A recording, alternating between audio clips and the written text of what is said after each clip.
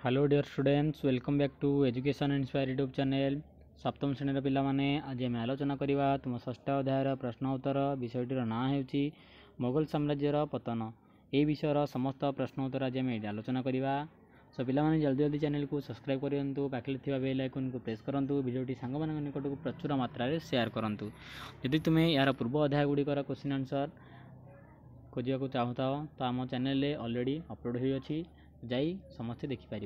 Okay so पिला माने चलतु आज विषयर क्वेश्चन आंसर गुड़िक डिस्कसन करवा। प्रथमतः कही बोले देख ना निम्नलिखित प्रश्न मान उत्तर दिया। केन्द्र शक्तिर दुर्बलता किपरि मोगल साम्राज्यर पतन घटाई आलोचना कर। ना औरंगजेबकर धर्मांधता और कुशासन मोगल साम्राज्य को पतनाभिमुखी करथिला।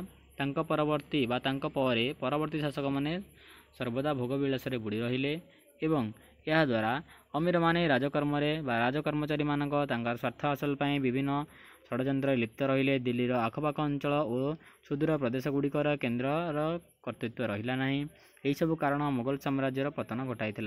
नेक्स्ट कही औरंगजेबर धर्मनीति मोगल साम्राज्यर पतन पर किपरि दायी है। औरंगजेब हिंदू विदेशी धर्मावलंबी हिंदू विदेशी नीति अवलंबन कले।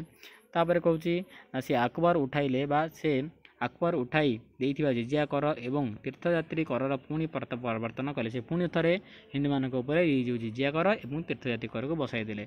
हिंदू मानक राज्य कार्य बाहर करदे। ता सहित मुसलमान माने व्यतीत अन्य धर्मावलंबी लोक मानक से कठोर दृष्टि देखुले। सिख मानक नवम गुरु तेग बहादुर इस्लाम धर्म ग्रहण करने को मना कर हत्या करते। औरंगजेब यह सब धर्मनीति मोगल साम्राज्य पतन पर दायी। नेक्स्ट कही क्यों प्रादेशिक शक्ति मानकर स्वाधीनता घोषणा मोगल साम्राज्यर पतन घटाइला। मोगल साम्राज्य दुर्बल होगला यह अधीनस्थ प्रदेश गुड़िक आस्ते आस्ते स्वाधीन है। दाक्षिणात्यर सुबा अयोध्या ता सहित बंगाल क्रमे स्वाधीन है। शिवाजी नेतृत्व में मराठा माने दाक्षिणात्यर अहमदनगर बीजापुर गोलकुंडा अधिकार कले। यह भाव में अनेक प्रादेशिक शक्ति निज निजर स्वाधीनता घोषणा करने मोगल साम्राज्यर पतन घटिला। नेक्स्ट कही वैदेशिक शत्रु मानकर भारत आक्रमण किपरि मोगल साम्राज्य पतन पर दायी उल्लेख कर। मोगल शासक मानकर दुर्बलतार सुजोग विदेशी शत्रु माने नैथिले। ना 1739 ख्रीष्टाब्द पारस्यर सम्राट दिल्ली आक्रमण कर बहु संपत्ति लुट कर नैथिले। सिंधु प्रदेश लाहौर काबुल आदि अंचल पारस्य साम्राज्य मिसीगला। नेक्स्ट सहित कही नादिर शाह अफगानिस्तान शासक अहमद शाह अब्दाली 1748 ख्रीष्टाब्द 1761 ख्रीष्टाब्द मध्य अनेक थर भारत आक्रमण करते। यही सब विदेशी शत्रु मान आक्रमण मोगल साम्राज्यर पतन पर दायी। नेक्स्ट कही बंधनी मध्य उपयुक्त शब्दटी को बाछिकी लेख। कही कहार धर्मनीति मोगल साम्राज्य पतन पर दायी थिला। यार उत्तर होउची औरंगजेबकर धर्मनीति। नेक्स्ट कहूँ ना किए भारत मयूर सिंहासन नहीं जाते। नादिर शाह भारत मयूर सिंहासन नहीं जाते। नेक्स्ट कही क्यों वैदेशिक आक्रमणकारी मराठा मानक तृतीय पानीपत युद्ध में परास्त करते। अहमद शाह अब्दाली मराठा मानक तृतीय पानीपत युद्ध में परास्त करते। नेक्स्ट कही क्यों ख्रीष्टाब्द नादिर शाह भारत आक्रमण करते। 1739 ख्रीष्टाब्द नादिर शाह भारत आभ्यंतरण सुजोग नहीं भारत आक्रमण करते। तृतीय पानीपत युद्ध थर्ड बैटल ऑफ पानीपत केते मसीह होता ना 1761 मसीह होता अथवा 61 ख्रीष्टाब्द। मोगल साम्राज्य पतन पर अर्थनैतिक और धर्मगत कारण मध्य तुम्हें केउटिक प्राधान्य देव और कहीं। मोगल साम्राज्यर पतन पर अर्थनैतिक और धर्मगत कारण मध्य अर्थनैतिक कारण को प्राधान्य देवाक अधिक प्राधान्य देवी। यार कारण हूँ जेकोसी राष्ट्र राज्य शासन पर अर्थनैतिक अवस्था सुदृढ़ होगा आवश्यक। मात्र मोगल शासन काल में जहांगीर पत्नी नूरजहान अर्थनीतिर प्रति दृष्टि देले नहीं, जहाद्वारा शाहजहान राजप्रसादर सौध निर्माण पर बहु अर्थ व्यय करते। मोगल सम्राट शत्रु मानक सह विभिन्न युद्ध जोगु राजकोष शून्य हो जाता।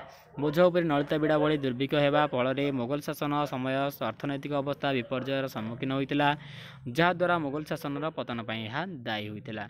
मराठा एवं बंग शासक मध्य किए मोगल साम्राज्यर पतन पर बेसी दायी थे प्रमाण सह दर्शाओ। मोगल साम्राज्यर केन्द्र को केन्द्र नेतृत्व दुर्बल हो पड़ा बेले यार सुजोग प्रादेशिक शासक माने नेले। शिवाजी नेतृत्व में मराठा माने दाक्षिणात्यर क्षमता विस्तार कर अहमदनगर बीजापुर और गोलकुंडा राज्य गुड़ी आक्रमण कर केतक दुर्ग अधिकार कले। फल अनेक स्वाधीन राज्य अभ्युदय घटिला। एणु मोगल साम्राज्य संकुचित होगला। ବଙ୍ଗଳାର ଶାସକ ମଧ୍ୟ ବଙ୍ଗ ସହ ଓଡ଼ିଶାର ଓ ବିହାରକୁ ମିଶାଇ ଏକ ବିରାଟ ଅଞ୍ଚଳ ଉପରେ ନିଜର ସ୍ୱାଧୀନତା ଘୋଷଣା କଲେ। ଉପରୋକ୍ତ କାରଣରୁ ଜଣାପଡ଼େ ଯେ ମରହଟ୍ଟା ବଙ୍ଗର ଶାସକମାନଙ୍କ ମଧ୍ୟରୁ ଉଭୟ ମୋଗଲ ସାମ୍ରାଜ୍ୟ ପତନ ପାଇଁ ଦାୟୀ, ମାତ୍ର ନୂତନ ସ୍ୱାଧୀନତା ଅଞ୍ଚଳ ପରିସୀମା ଦୃଷ୍ଟିରୁ ମରହଟ୍ଟାମାନେ ଅଧିକ ଦାୟୀ। 5 ନମ୍ବର ଅଛି କେଉଁ ବୈଦେଶିକ ଆକ୍ରମଣ ମୋଗଲ ସାମ୍ରାଜ୍ୟର ବିଶେଷ କ୍ଷତି ଘଟାଇଥିଲା ଓ କାହିଁକି? ନା ମୋଗଲ ଶାସନ ସମୟରେ ପାରସ୍ୟର ରାଜା ଅଥବା ପାରସ୍ୟର ସମ୍ରାଟ ନାଦିର ଶାହ ଆଫଗାନିସ୍ତାନର ଶାସକ ଅହମ୍ମଦ ଶାହ ଅବ୍ଦାଲୀ ଭାରତ ଆକ୍ରମଣ କରିଥିଲେ। ନେକ୍ସଟ ହେଉଛି ନାଦିର ଶାହ ଦିଲ୍ଲୀ ଆକ୍ରମଣ କରି ପ୍ରଚୁର ଧନରତ୍ନ ଲୁଣ୍ଠନ କରିନେଇଥିଲେ। ମୟୂର ସିଂହାସନ କୋହିନୂର ହୀରା ଭାରତରୁ ଇରାନକୁ ନେଇଯାଇଥିଲେ। ସିନ୍ଧୁ ପ୍ରଦେଶ ଲାହୋର ଓ କାବୁଲ ଅଞ୍ଚଳକୁ ନିଜ ସାମ୍ରାଜ୍ୟରେ ମିଶାଇଲେ। ମୋଗଲ ସାମ୍ରାଜ୍ୟର ବିଶେଷ କ୍ଷତି ଘଟାଇଲେ। 1761 ଖ୍ରୀଷ୍ଟାବ୍ଦରେ ଆଫଗାନିସ୍ତାନ ଶାସକ ତୃତୀୟ ପାନିପତ ଯୁଦ୍ଧରେ ମରାଠାମାନଙ୍କୁ ପରାସ୍ତ କଲେ।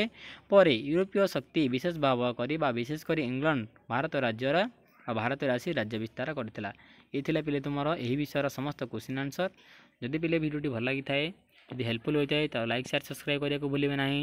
ଆମ ଚ୍ୟାନେଲ୍ ସହିତ ଯୋଡ଼ି ହୋଇ ରହିବେ। ଏଭଳି ଇଣ୍ଟରେଷ୍ଟିଂ ଭିଡ଼ିଓ ପାଇବାକୁ ହେଲେ ଚ୍ୟାନେଲ୍କୁ ସବସ୍କ୍ରାଇବ୍ କରିବେ, ସାଙ୍ଗମାନଙ୍କୁ ସେୟାର କରନ୍ତୁ, ପାଖରେ ଥିବା ବେଲ୍ ଆଇକନ୍କୁ ପ୍ରେସ୍ କରି ଚ୍ୟାନେଲ୍ ସହିତ ଯୋଡ଼ି ହୋଇ ରୁହନ୍ତୁ। ଦେଖା ହେବା ପୁଣି ଆଉ ଏକ ନୂଆ ଟପିକ୍ରେ ନୂଆ ବିଷୟରେ। Thanks for watching this video.